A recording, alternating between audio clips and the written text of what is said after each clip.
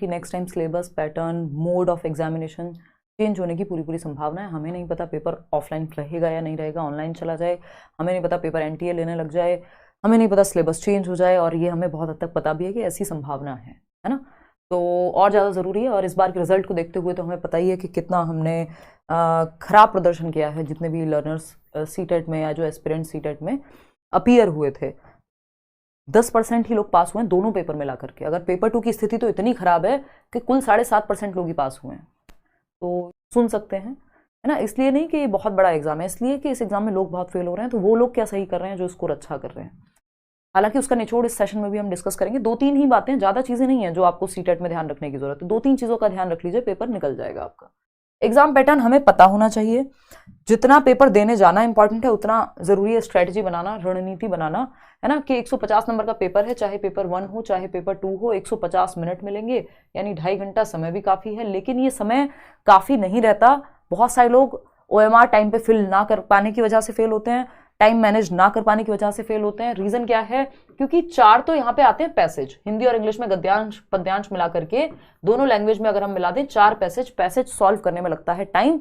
और 90 क्वेश्चन सिर्फ पेडागोजी के आते हैं। सारे सब्जेक्ट्स की अगर मिला दें तो पेडागोजिकल क्वेश्चंस थोड़े से लेंदी होते हैं, उनमें लगता है समय। तो ये दिखने में तो हमें बहुत ज्यादा समय लगता है कि 2.5 घंटा है, लेकिन ये टाइम कंज्यूमिंग बहुत है, एग्जाम लेंदी हो जाता है। और अगर आप प्रीवियस 2-3 साल में देखेंगे तो ये और लेंदी हुआ है। इस बार का पेपर तो काफी लेंदी है। वो अजर्शन रीजनिंग वाले क्वेश्चंस डाले हुए हैं जो अपने आप में काफी लेंदी हो जाते हैं, सॉल्व करने में आसान नहीं रहते। सही है ना बात। तो यहां पे ध्यान रखना है कि 150 मिनट देखने में ज्यादा लगती है, बट है नहीं ज्यादा। तो इसलिए प्रैक्टिस आपकी बहुत ज्यादा होनी चाहिए, तब जाकर के आप कम समय में पेपर सॉल्व करके बैठ जाएंगे। अभी इंटरव्यू डाला था लास्ट, अभी सीटेट जनवरी 2024 में 133 नंबर आए थे उनके। हमारी एक लर्नर है, उन्होंने 1-1.5 घंटे में पेपर सॉल्व करके वो बैठ गई थी। तो ऐसे ऐसे भी लर्नर्स हैं या ऐसे ऐसे भी कैंडिडेट्स हैं जो इतनी स्पीड से पेपर सॉल्व कर लेते हैं। इसका मतलब हमारी उतनी स्पीड हमने विकसित नहीं की, डेवलप नहीं की। पेपर OMR पर ही होगा, यानी ऑफलाइन होगा। और OMR शीट जो सीटेट वाली है मैं आपके साथ शेयर भी कर दूंगी अभी से ही टेलीग्राम चैनल पर। ये नहीं कि आप SSC की OMR शीट भरने बैठ गए। सीटेट की OMR शीट का जो साइज एंड शेप है वो भी डिफरेंट होता है। ये जो सर्कल्स हैं वो थोड़े से बड़े होते हैं, सिर्फ 150 क्वेश्चन होते हैं, ऐसा नहीं है 200 क्वेश्चन होंगे। तो वो मैं आपके साथ शेयर कर दूंगी। नेगेटिव मार्किंग आपकी कुछ होती नहीं है। अगेन सेम बात, सिलेबस से भटकना नहीं है बिल्कुल भी। अगर भटकना है तो सिर्फ प्रीवियस ईयर क्वेश्चंस तक। अगर सिलेबस से भटकना है तो सिर्फ प्रीवियस ईयर क्वेश्चंस तक। मतलब क्या इस बात का, अगर 2-4 क्वेश्चन प्रीवियस ईयर में ऐसे आए हुए हैं जो डायरेक्ट सिलेबस में नहीं है तो बस उतने तक भटकना है, इसके अलावा कुछ और नहीं भटकना।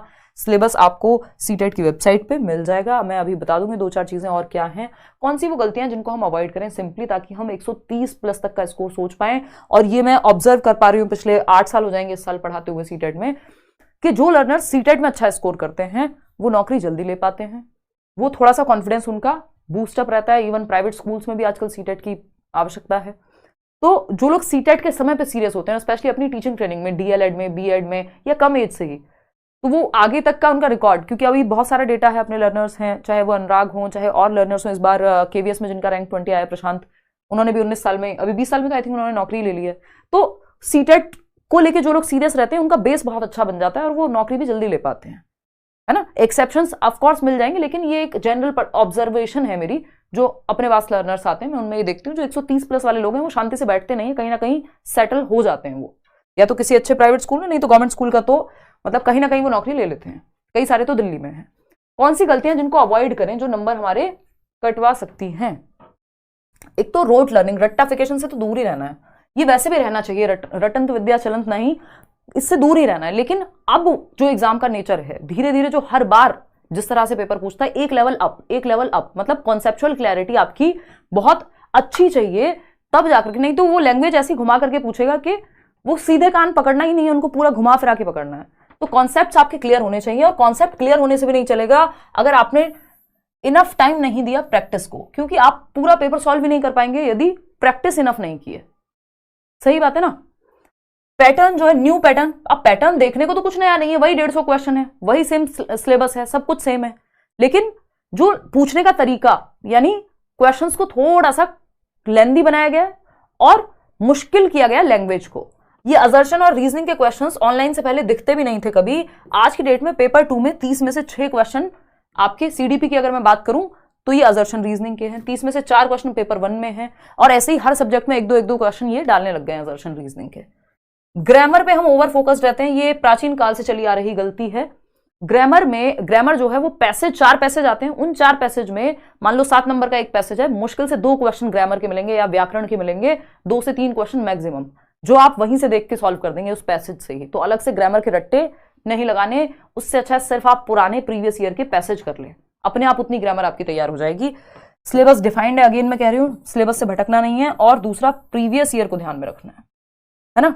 तो ये मिस्टेक्स नहीं करनी है कि रट्टे नहीं लगाने हैं, इनफ टाइम देना है प्रैक्टिस को, पहले सिलेबस खत्म करो, मल्टीपल रिवीजन, साथ में प्रैक्टिस बहुत होनी चाहिए। अगर प्रैक्टिस नहीं हुई, सिलेबस कर भी लिया, तब भी वो बहुत ज्यादा काम आपके नहीं आ पाएगा, क्योंकि आप समझ नहीं पाएंगे क्वेश्चन की लैंग्वेज, पढ़ के तभी समझ पाएंगे। बेशक आपने टॉपिक कर लिया, लेकिन डेवलपमेंट के अगर क्वेश्चन नहीं किए तो वो काम के नहीं है। और मैं बैच में भी जिस तरह से डिस्कशन करती हूँ, मैं टॉपिक के साथ साथ आपको क्वेश्चंस भी लेकर के चलती हूँ, और यूट्यूब पे तो हम दुनिया भर की प्रैक्टिस करते ही हैं, है ना।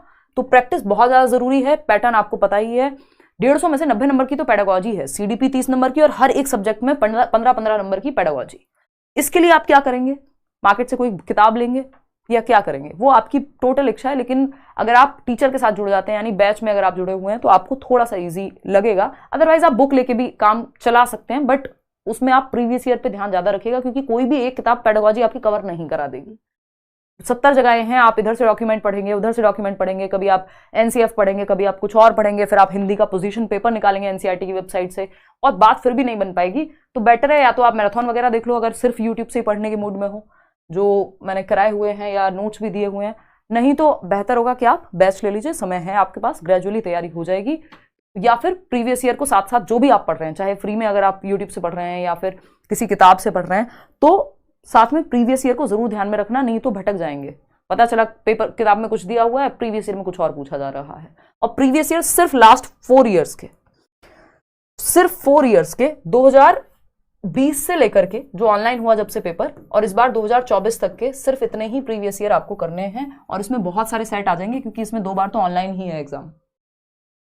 19 वाला पेपर बिल्कुल मत करना, बहुत आसान पेपर था 2019 का, जुलाई और दिसंबर दोनों का ही। आप 2018 वाला पेपर उठा करके देख सकते हो, है ना। ये मेरी अपनी पर्सनल ऑब्जर्वेशन है, मैं कई साल से कहते हुए आ रही हूँ। आजकल लोग ये सेम चीज अपने भाषण में भी चेप देते हैं, बट इन चीजों को ध्यान रखना है, ये सीरियस है। ये 6 बार कही जाए या 36 बार, इंपॉर्टेंट बातें हैं, रिपीट करनी पड़ेंगी, ठीक है ना। तो हद से 2018 वाला पेपर जो ऑफलाइन हुआ था दिसंबर में, और नहीं तो 2020 से 24 तक, बस इतना। और ये कहाँ से करेंगे मैं अभी दिखा दूंगी आपको, है ना। ये सारे सब्जेक्ट्स तैयार करें कैसे, तो 2 तरीके हैं इन सारी चीजों को तैयार करने के। एक है प्रीवियस ईयर प्लस एनसीईआरटी, ये 2 चीजें हैं, बाकी ज्यादा चीजें आपके पास हैं भी नहीं। सब्जेक्ट्स की अगर मैं बात करूं, सीडीपी, अगर आप बैच में जुड़े हुए हैं, प्रीवियस ईयर, एनसीईआरटी के नोट्स, जो भी काम का है वो सब आपको वहां मिल जाएगा, है ना। ऐसे ही सारे सब्जेक्ट्स जब आप खुद से तैयारी कर रहे हैं तब क्या करें, एक तो मैंने बताया यूट्यूब मैराथन वगैरह देखेंगे, प्रीवियस हिमांशु सिंह लिख देंगे आप, Hindi pedagogy marathon by Himanshu Singh, तो वो भी मिल जाएगा। नोट्स भी आपको टेलीग्राम पे दिए हुए हैं, फ्री भी दिए हुए हैं, है ना। अगर हम बात करें पेपर 2 की, जहां एसएसटी और साइंस एंड मैथ्स है, देखो या तो आपने एसएसटी लिया होगा या साइंस एंड मैथ्स लिया होगा, आपको दोनों नहीं देने होते। कई लोग ऐसी गड़बड़ कर देते हैं, कई लोग लैंग्वेज 1 हिंदी ले ली और सॉल्व करके आ जाते हैं लैंग्वेज 2 हिंदी, तो पूरा सेक्शन खराब हो जाता है। वो मैं बाद में भी बताऊंगी जब आप पेपर सॉल्व कैसे करेंगे पेपर के समय। इन सबकी तैयारी कैसे करें, इन सारे सब्जेक्ट्स की होगा कैसे, 130 जो हम सोच रहे हैं। देखो एक तो प्रीवियस ईयर क्वेश्चंस को पूरा एकदम वो मतलब कहते हैं ना एकदम आम भाषा में कि एकदम घोट के पीने वाली बात, मतलब एनालिसिस प्रॉपर होना चाहिए, रट्टाफिकेशन नहीं, एनालिसिस। यानी पूरा आपने जो 2020 से 24 तक का मैंने आपको बताया, और ये कहीं और नहीं आपको भटकना, सिर्फ सीटेट की वेबसाइट। जब ये कर लो तो 2018 वाला पेपर कर लेना। और इसमें जो कॉमन है, पेपर 1 पेपर 2 के सिलेबस में कोई अंतर नहीं है, जो कॉमन सब्जेक्ट्स हैं जैसे हिंदी हुआ, इंग्लिश पेडागोजी हुई या फिर सीडीपी हुई, तो दोनों के पेपर सॉल्व करो। ऐसा नहीं है कि 2020 से 24 तक पेपर 1 तो कर लिया, बाल विकास पेपर 2 भी करो, सिलेबस तो सेम ही है, क्वेश्चन सेम ही तरीके से, सेम ही लॉट से बनते हैं वो क्वेश्चंस। इवन पेपर 1 के क्वेश्चन इस बार के मुझे इजी लग रहे हैं, मतलब मुश्किल लग रहे हैं पेपर 2 के कंपैरिजन में।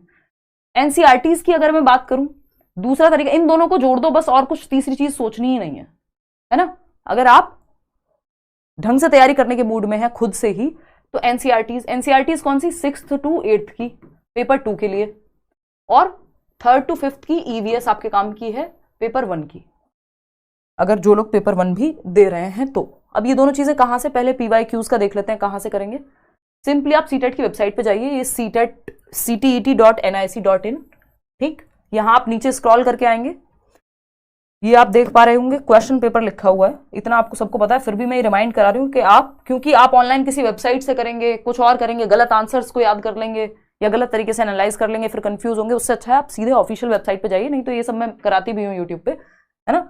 और फाइनल आंसर की देखिए, यहाँ पे दोनों को मैच करिए और अपना प्रीवियस ईयर की इनफ प्रैक्टिस कीजिए, चाहे प्रिंट आउट ले लीजिए। अगर कोई बुक ले रहे हैं तो ये आंसर की से जरूर मैच कीजिएगा, क्योंकि कई बार किताबों में भी गलतियां होती हैं, ठीक है ना। तो क्वेश्चन पेपर और फाइनल आंसर की यहां से कीजिए डाउनलोड और बैठ के अपने पेपर को लगाइए, ठीक। सीटेट की ही वेबसाइट से। बात रही एनसीईआरटीज की, एनसीईआरटी की वेबसाइट पे चले जाइए, वहां से डाउनलोड कर लीजिए history, polity, geography 6th to 8th। Pedagogy भी जो 20 नंबर की आती है वो भी आपकी बुक से ही कवर हो जाएगी। वो जो आर्ट नोट फॉर टीचर्स, बीच बीच में बॉक्सेस बने रहते हैं, वहां वो सारे पेडागोजिकल कॉन्सेप्ट्स हैं। और जो आपने पेडागोजी साथ में हम पढ़ रहे होंगे 30 नंबर की, वो पेडागोजी भी आपकी लगभग हर सब्जेक्ट में हेल्प करती है। तो 6th to 8th की एनसीईआरटीज या तो आप 50 रुपए की, मतलब सस्ती आती है एनसीईआरटी, आसपास से आप कहीं से ले लीजिए, या कोई बच्चा हो आसपास उससे मांग लीजिए, या फिर आप सीधा एनसीईआरटी की वेबसाइट से डाउनलोड कर लीजिए। फ्री में ये डाउनलोड हो जाएंगी सारी बुक्स। 6th की हिस्ट्री, पॉलिटी, ज्योग्राफी, 7th की history, polity, geography line by line highlight कर करके पढ़ लीजिए, उससे बाहर पेपर नहीं जाता। और प्रीवियस ईयर को देख लीजिए, पेडागोजी भी आपकी यहीं से तैयार हो जाएगी। बात रही ईवीएस की, 99% के करीब क्वेश्चंस आपके 3rd, 4th, 5th की एनसीईआरटी से। ये मैंने यूट्यूब पे भी समरी वाइज भी कराया हुआ है। कुछ सेशंस में एसएसटी की कोशिश करूंगी इस बार लेने की, कि आपके एनालिसिस तो एटलीस्ट हम क्वेश्चंस का कर लें, तो नहीं तो सब कुछ कराना यूट्यूब पे पॉसिबल ऑफ कोर्स नहीं हो पाता।